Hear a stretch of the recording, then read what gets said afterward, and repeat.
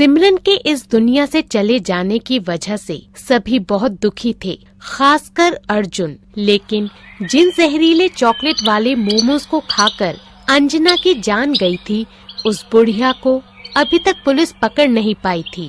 ऐसे ही एक शाम अर्जुन सिमरन की तस्वीर पकड़कर रो रहा था। तभी वहाँ उसकी बहन बबीता आती है। मैं जानती हूँ भैया, आप सिमरन को बहुत प्यार करते थे और उसके जाने के बाद उसे बहुत मिस करते हो। लेकिन भैया, अगर आप ऐसे हार मान जाओगे तो फिर हम उस बूढ़ी औरत को आखिर कैसे पकड़ पाएंगे जिसने हमारी सिमरन को चॉकलेट वाले मोमोज में जहर दिया था। हमें उस बूढ़ी औरत को ढूंढकर उसको उसके किए की सजा देनी ही होगी। तुम बिल्कुल सही कह रही हो बबीता। जिसने भी मेरी सिमरन के साथ ऐसा किया है, मैं उसे सजा जरूर दिलवाऊंगा। हमें ये पता लगाना ही होगा कि आखिर उस बूढ़ी औरत ने ऐसा क्यों किया जो उसने मेरी सिमरन को जहर वाले चॉकलेट मोमोज खिलाकर मार डाला।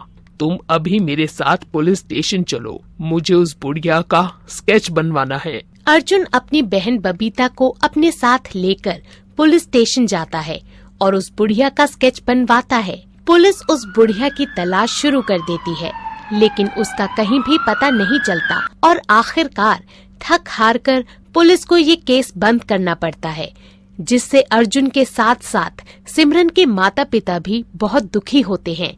और इसी सिलसिले में एक रोज सिमरन के माता पिता अर्जुन से मिलने आते हैं। बेटा, मैंने अपनी इकलौती जवान बेटी को खोया है। मैं ऐसे हाथ पे हाथ रखकर नहीं बैठ सकता। मुझे किसी भी हालत में उस बुढ़िया को सजा दिलवानी ही होगी। हाँ बेटा, मेरी बेटी के साथ जो हुआ, मैं नहीं चाहती कि वो आगे किसी और की बेटी के साथ भी हो। आप बिल्कुल सही कह रहे हैं अंकल जी।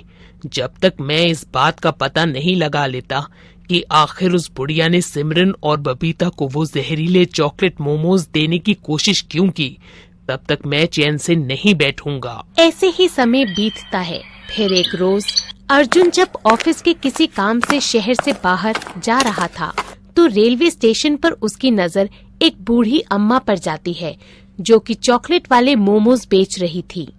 अर्जुन सोच में पड़ जाता है।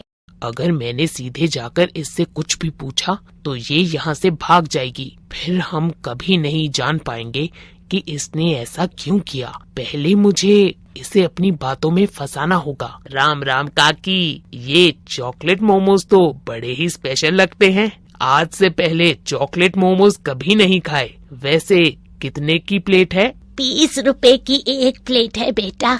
और मेरे हाथों के ये चॉकलेट वाले मोमोज एक बार खाओगे तो बार बार यहाँ आओगे। हाँ। अरे वाह, फिर तो मैं जरूर इसे घर जाते ही खाऊंगा। वैसे चॉकलेट मोमोज और वो भी इतने कम दाम में, तो कोई क्यों नहीं खाना चाहेगा। अरे बेटा, इस उम्र में तो बस पेट भरने के लिए कमा लूं, उतना ही काफी है। महंगा बेचकर मैंने कौन सी जमा पूंजी इकट्ठी कर लेनी है। बोलो, कितने प्लेट करूं? आप 2 प्लेट कर दो। वो बुढ़िया जल्दी से 2 प्लेट पैक करके दे देती है। अर्जुन वो चॉकलेट वाले मोमोज लेकर उसी डॉक्टर के पास जाता है जिसने सिमरन और बबीता का इलाज किया था। डॉक्टर जल्दी से उन मोमोज का टेस्ट करता है और फिर अर्जुन से कहता है, अर्जुन, इन मोमोज में भी जहर मिला हुआ है। ये वही जहर है जो सिमरन और बबीता के पेट में से मिला था। बबीता की जान तो मैंने जैसे तैसे बचा ली थी, लेकिन सिमरन के पेट में ज्यादा मात्रा में जहर जाने की वजह से उसकी जान चली गई। ऐसा तो ना जाने ये कितने लोगों को जहर दे चुकी होगी और कितनों को मौत की नींद सुला चुकी होगी। हमें कुछ ना कुछ तो करना ही होगा, नहीं तो ना जाने कितने लोगों की जान ले लेगी। इतना कहकर अर्जुन वो रिपोर्ट लेकर पुलिस स्टेशन जाता है, जिसके बाद वो इंस्पेक्टर के साथ मिलकर उस बुढ़िया को पकड़ने का प्लान बनाता है। ऐसे ही एक रोज अर्जुन उस बुढ़िया के पास जाता है। राम राम काकी, कैसी हो आप? आपके ये चॉकलेट वाले मोमोज तो मेरे सभी दोस्तों को बहुत पसंद आए और मेरी बहन उसका तो पूछो ही मत। वो तो आपके इन टेस्टी चॉकलेट मोमोज की फैन ही हो गई। आप ऐसा करो, आज 4 प्लेट पैक कर दो। तुम जैसे लोगों की वजह से ही तो मुझ गरीब का पेट भर पाता है बेटा। मैं अभी 4 प्लेट पैक कर देती हूँ। लेकिन बेटा, तुम अपने आस पड़ोस के बच्चों को भी कहना कि मुझसे ही आकर मोमोज खरीदा करें। वैसे आपके मोमोज में तो कुछ अलग ही स्वाद आता है। इनको चॉकलेट्स में कोई मीठा जहर मिलाती हो क्या? ये तुम क्या क्या कह रहे हो बेटा? भला मैं क्यों मीठा जहर मिलाऊंगी? अरे काकी, तुम भी ना। मेरे कहने का मतलब है कि प्यार वाला मीठा जहर मिलाती हो क्या इसमें? तभी तो आपके ये यमी चॉकलेट मोमोज जो खाता है वो बार बार यहाँ जरूर आता है। ये लो बेटा, ये तुम्हारे ये यमी चॉकलेट मोमोज तैयार हो गए। अब तुम यहाँ आते रहना। अर्जुन उन मोमोज को लेकर वहाँ से चला जाता है। ऐसे ही वक्त गुजरता है। धीरे धीरे अर्जुन ऐसे ही उस बुढ़िया का भरोसा जीत लेता है। फिर एक रोज वो उस बुढ़िया से कहता है, अम्मा, तुम्हारे इन चॉकलेट वाले मोमोज की रेसिपी मुझे भी बताओ ना, ताकि मैं भी ऐसे मोमोज बना सकूं। ऐसा करो, आप मेरे साथ मेरे घर चलो और मुझे भी ये बनाना सिखाओ। अरे नहीं नहीं बेटा, भला मैं तुम्हारे साथ कैसे चल सकती हूँ? आखिर तुम्हारा भी तो परिवार है। वो सब क्या सोचेंगे कि ये किस बूढ़ी मुसीबत को उठा लाया? काकी, मैंने अपने घर में सबसे बात कर ली है और किसी को भी कोई आपत्ति नहीं है। इसके बाद अर्जुन उसे अपने घर लेकर जाता है, जहाँ पहले से पुलिस, डॉक्टर, सिमरन के पिता और बबीता मौजूद होते हैं। कैसी हो काकी? मुझे पहचाना? याद आया कौन हूँ मैं? नहीं बेटा, अब नजर कमजोर हो गई है तो पहचान पाना मुश्किल है।